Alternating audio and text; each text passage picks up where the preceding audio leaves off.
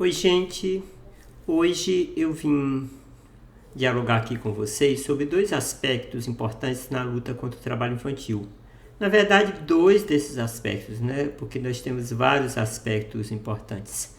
Mas vejam, a questão de conscientizar a sociedade ainda é um desafio, né? Principalmente para que a sociedade perceba o trabalho infantil como uma violação de direitos, né? Que conheçam os prejuízos do trabalho infantil. Porque muitos ainda são alimentados pelos mitos, né? Que buscam muitas vezes romantizar o trabalho infantil, mas geralmente buscam minimizar os efeitos, os malefícios do trabalho infantil. Por isso que é importante a gente destacar aqui as consequências do trabalho infantil para a vida de crianças e adolescentes, mas não apenas para as crianças e adolescentes, também para as famílias e para a sociedade em geral. E o outro ponto é a necessidade de fortalecermos as ações de responsabilização, que elas são muito prejudicadas quase sempre pela falta de denúncias.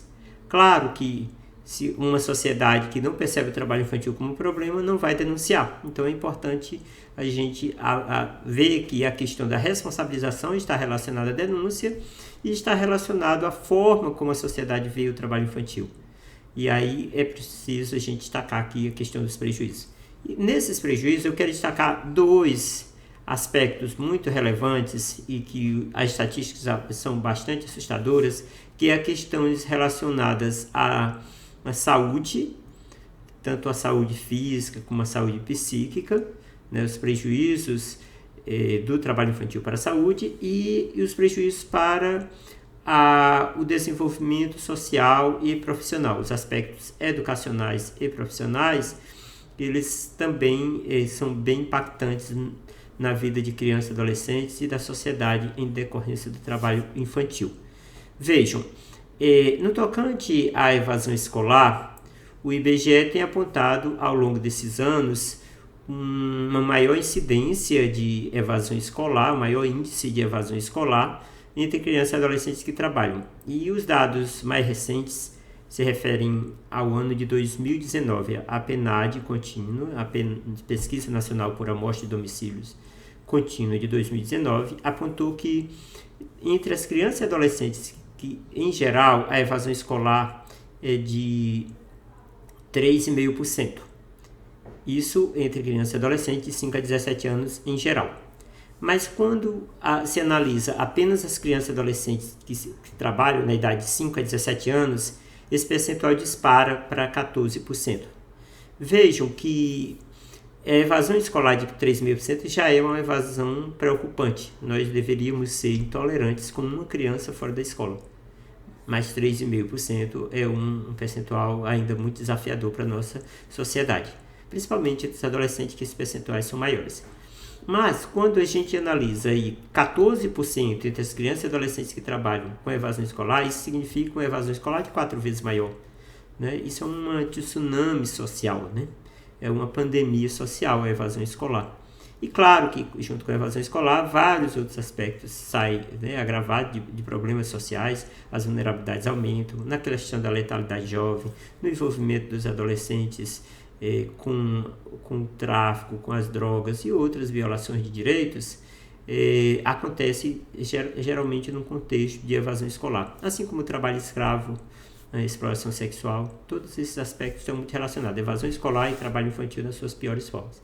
Então, para uma sociedade que ainda diz eu trabalhei e não morri, o trabalho não faz mal a ninguém, é melhor trabalhar do que roubar, ou então o trabalho dignifica o homem, para usar essas frases e justificar o trabalho infantil, a gente ainda tem um grande desafio para conscientizar essa sociedade, para perceber que o trabalho infantil não é um problema de pequena relevância, é um problema social grave que precisa ser, de fato, prevenido e combatido, e isso pressupõe essa conscientização, né, sobre esses prejuízos. Também na saúde, né, porque os acidentes de trabalho que crianças e adolescentes sofrem são graves e são muitos. De acordo com os dados do INSS, somente entre adolescentes de 14 e 17 anos, cerca de 18 mil acidentes aconteceram entre 2012 e 2020. Né? E nesse mesmo período, de acordo com os dados do SINAM, do Ministério da Saúde, esse número é de 29 mil, né, notificações de agravos à saúde decorrentes do trabalho infantil. E olhem que esses dados representam ainda uma pequena parte da realidade, porque muitos casos não são notificados, né? Claro, né, a maioria dos adolescentes que trabalham não tem carteira assinada. Portanto, aquelas comunicações, 18 mil comunicações que o Ministério da Previdência Social, que o INSS recebeu, ela representa um pequeno percentual da realidade, né? Porque pouquíssimos são os adolescentes de 14 a 17 anos que têm carteira de trabalho assinado e, portanto, essas comunicações de acidente de trabalho que acontecem, né, através das empresas que assinam a carteira representam muito pouco. Então, no campo da saúde e no campo da educação, são grandes os prejuízos e manifestam os prejuízos do trabalho infantil. Mas vejam, não só apenas, né?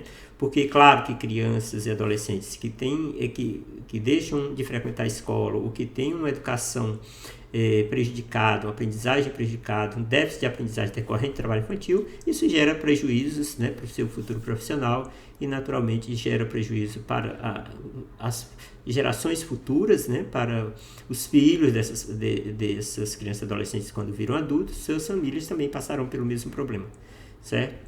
Bom, e decorrente de toda essa situação, dessa visão que a sociedade tem, né, de aceitação ou de conformação com o problema do trabalho infantil, ou de achar que o trabalho infantil não é um problema, a gente também tem a falta de denúncia, né, porque poucas são as denúncias de trabalho infantil que são feitas comparado com aqueles dados que o IBGE tem apontado como criança e adolescente em situação de trabalho, que ainda é de quase 1.800.000 crianças e adolescentes no Brasil e 82 mil crianças e adolescentes no Ceará. E onde estão essas crianças, né?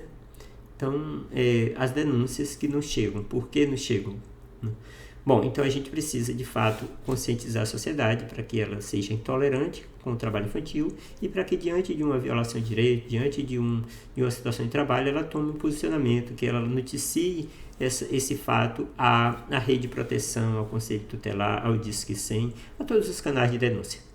Mas vejam, não é só a sociedade que não denuncia, né? A própria rede de proteção também não tem feito esse papel de notificar os casos de agravo à saúde e a educação, ou mesmo os casos, né, de trabalho infantil em geral.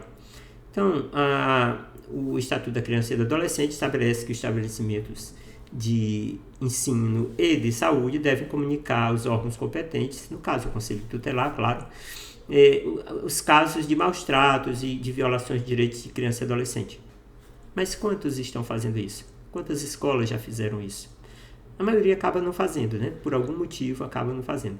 Então, o que eu vejo aqui é a necessidade não só da sociedade geral, mas a própria rede de proteção, os próprios atores dessa rede, tomarem atitudes e rotina de, no dia a dia, noticiar esses casos à rede de proteção.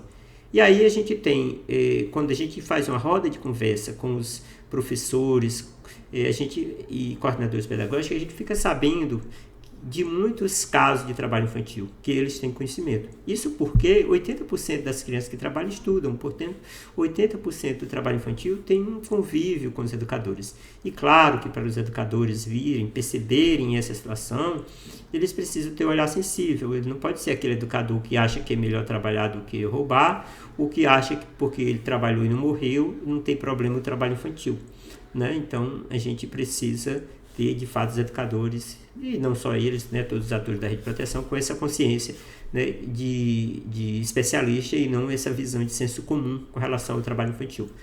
O outro ponto que é fundamental nesse aspecto, né, além do professor, são os adolescentes, né?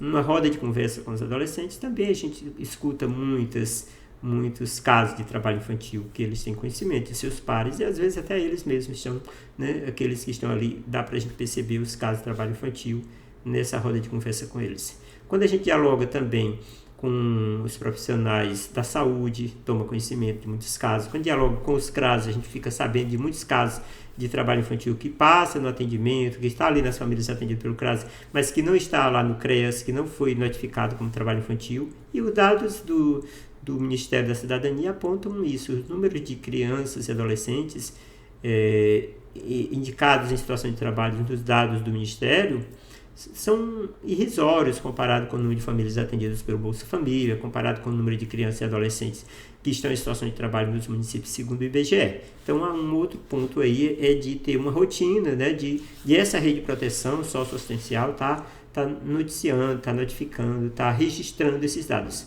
Sem contar que ainda há muitos casos que são atendidos pela rede de proteção, são atendidos pelo CREAS, são atendidos pelo Conselho Tutelar e outros atores da rede, e não são contabilizados como trabalho infantil, que são os casos de exploração sexual, né, os casos de envolvimento, né, dos adolescentes, principalmente adolescentes, mas também de crianças com o tráfico, né, e isso aí está entre as piores formas de trabalho infantil, mas a gente, quando vai olhar nos dados dos municípios, ou eles estão numa estatística em separado, ou eles não estão em estatística nenhuma.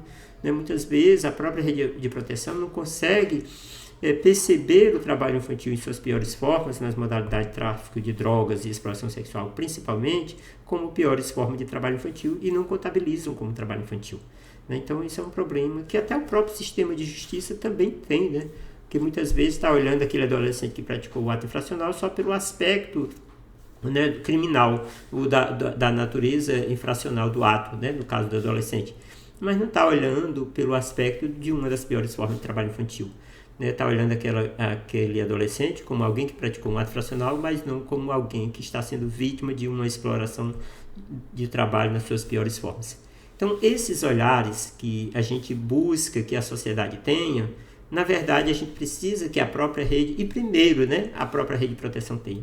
Então, a gente precisa desse esforço coletivo para que haja uma rotina de identificação, que haja diálogos, que haja roda de conversa entre os atores e que tenha um olhar investigativo sobre os casos de trabalho infantil, que é do conhecimento verbal, é do conhecimento difuso dos próprios atores da rede, mas não estão nas estatísticas de combate ao trabalho infantil do município. Né, de um modo geral, em todo o Brasil, a gente percebe esse problema. Portanto, nós temos aqui esse desafio, tanto de conscientizar a sociedade, mas também de capacitar e sensibilizar os profissionais da rede para que tenha rotinas de notificação, rotinas de quantificação, de registro dos casos de trabalho infantil e conheça essa realidade para que possa, de fato, estar atacando o problema com base no conhecimento dessa realidade. Então, são esses dois aspectos que eu gostaria de trazer hoje nessa reflexão. Né, agradecer a todos vocês que estão aí engajados nessa luta, que formam essa rede de proteção, mas dizer da necessidade que a gente tem de estar fortalecendo essa rede a cada dia. Então, muito obrigado, um grande abraço.